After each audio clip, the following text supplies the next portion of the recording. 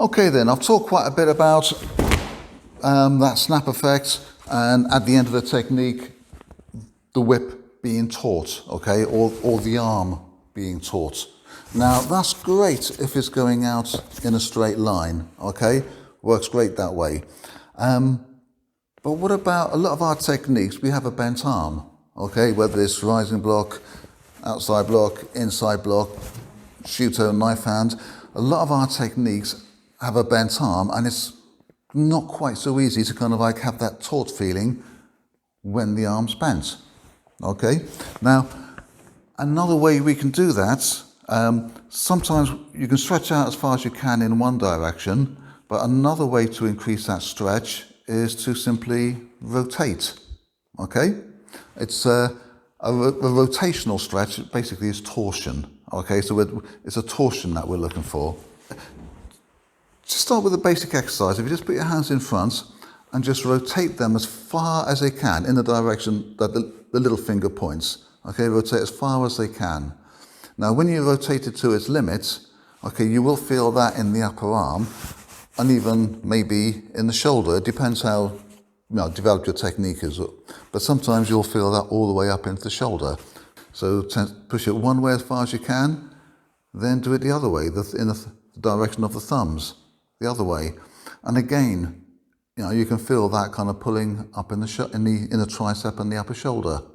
Okay, so try that a few times, one way, then the other way. Okay, so you really lock the wrists out in one direction or the other. Okay, don't just turn it. Okay, lock it out as far as it goes. Really get that torsion going around that forearm, and let that torsion pull up into the shoulder. Now, again, when it comes to doing your blocks, really get that torsion on there. We can't go taut, okay, because we can't stretch out in the one direction, but instead of going taut, we use a torsion instead, where we twist it to its limit, okay? So we do it one way, like I said, little finger direction, when I'm doing a Sotoyuki or the outside block, or the inside block. When I'm doing the rising block, is going in the way the thumb points, so it's going the opposite way. But again, I lock it out. Yeah, it's the same with this hand that comes back to the hip. Okay, if I rotate that in the little finger direction, so I'm really getting a torsion on there as well.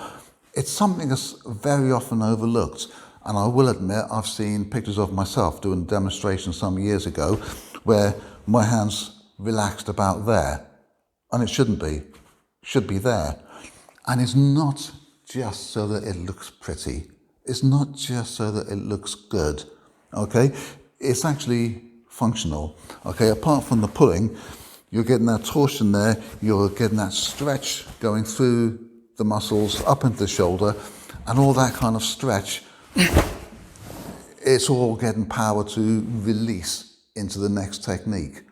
Now, okay, we wouldn't do that in a real fight, really put it all the way back. But again, as we've discussed earlier on, this is teaching us principles of movements, and it's teaching our bodies to move in a certain way. It's teaching us to get an internal connection between different parts of our bodies. Okay? So again, with these bent arm techniques, really lock it out as far as you can. Really get that torsion going. As regards to torsion, even with a straight punch, okay, I talked about the punch and having the tautness, the stretching out this way, but I can still put that torsion in there as well. Okay, I still want that in there. Okay, elbow joint pointing upwards, fist pointing downwards. Get the torsion in there as well. Yeah.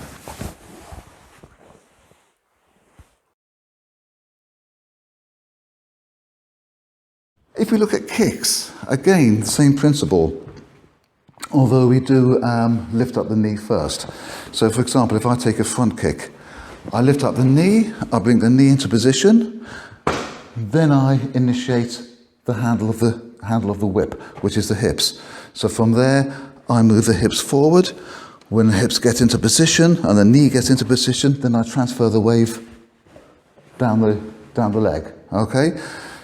So I get the knee in position, I initiate the handle, and then I transfer the wave down the leg. Same with the side thrust kick. I lift the knee up, okay, I turn on my supporting foot. That starts to move the handle of the whip, the hips.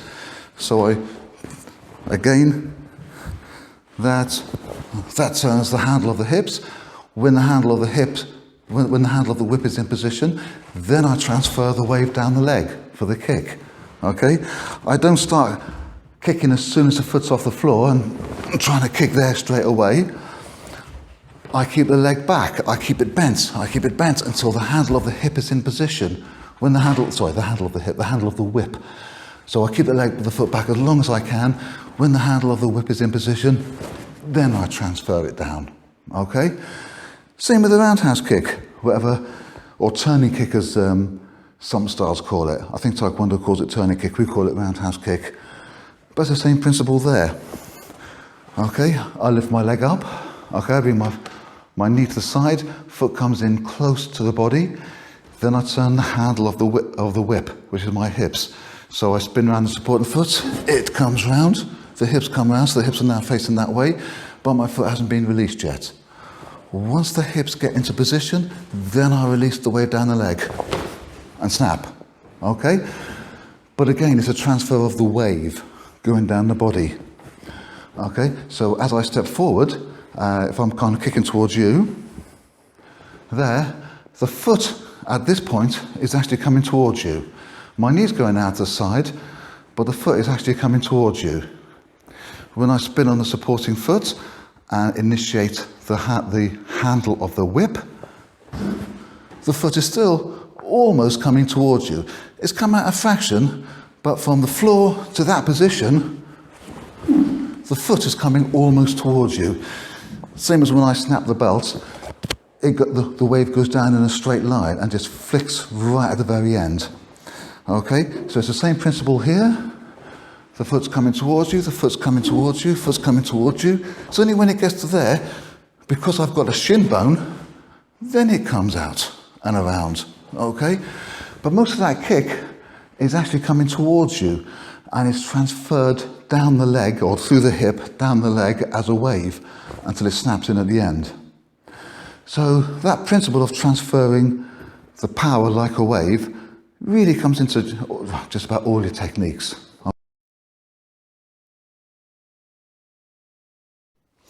Okay, now I was talking earlier on about the pulling the hip back, leaving the knees where they are, and getting this feeling of compression, compression in the calf muscle, and that feeling of torsion in the thigh. Okay, the next thing I want to look at is using that for a sliding step.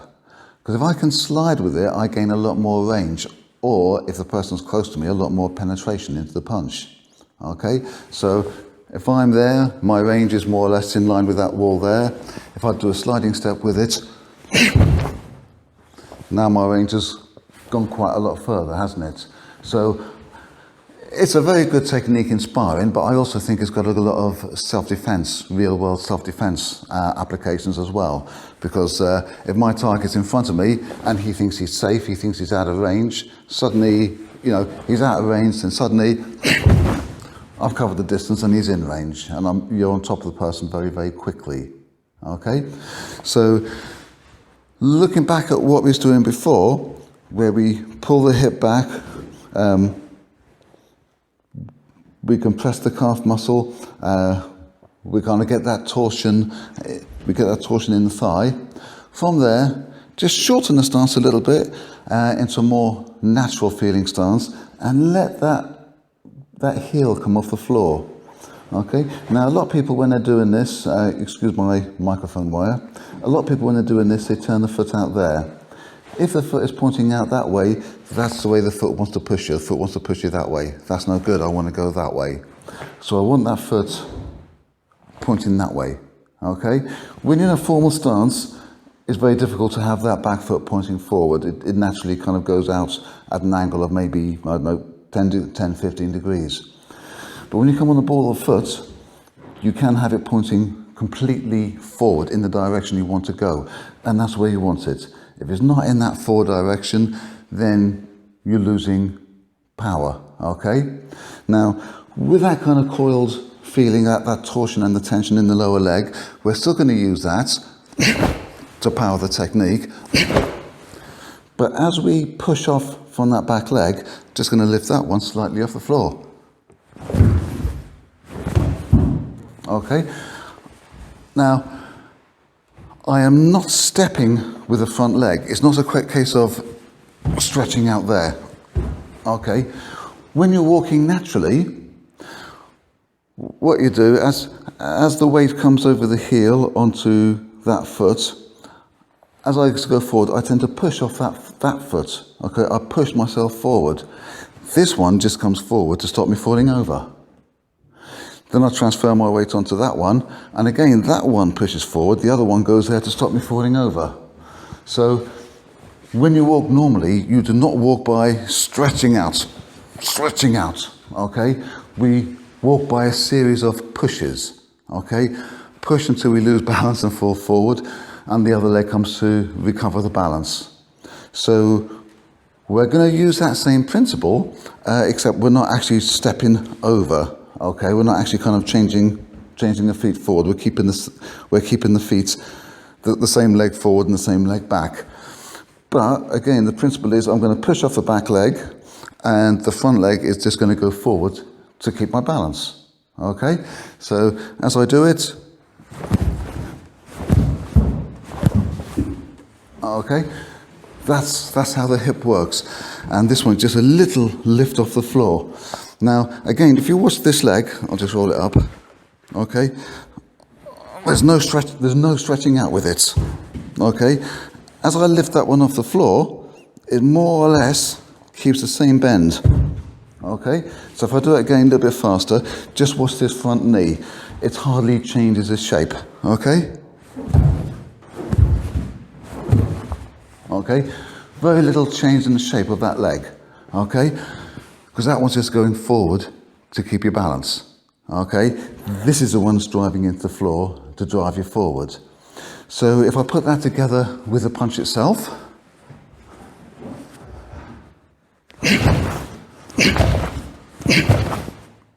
okay, you can see it's quite powerful. It covers distance quite quickly and quite effectively.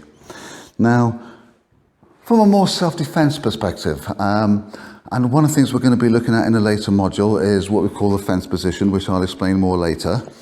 But basically it's a neutral position saying, look mate, I don't need trouble, okay? We're kind of trying to talk our way out of a problem, okay? Now, as soon as you go into a stance, the other person knows it's a fight, okay? If you're in a more neutral position saying, look mate, I don't want any problems, and things kick off, he attacks you, or you know it's about to kick off and you decide to do a preemptive strike, then again, you can use that same principle.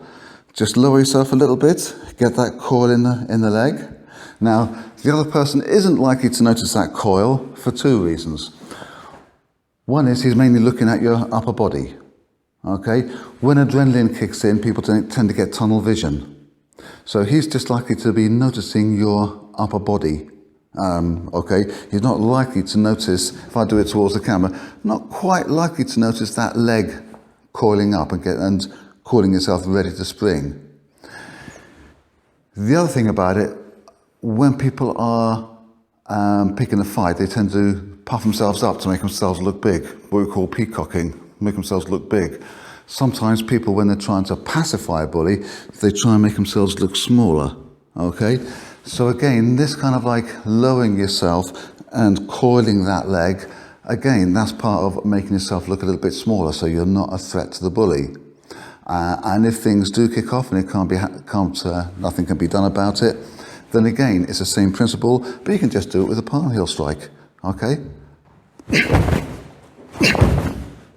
Okay, and that's done from a much more neutral, non-aggressive position, which again, we will talk about more in a later module. So just bear this part in mind when we get there. So this kind of coil and this slide, like I say, very powerful, one for covering distance, or sometimes you don't need to cover the distance because a person's coming to you, but it gives you a much more depth of penetration. It gives you much more body weight flying at the target, much more depth of your strike into the target. Okay?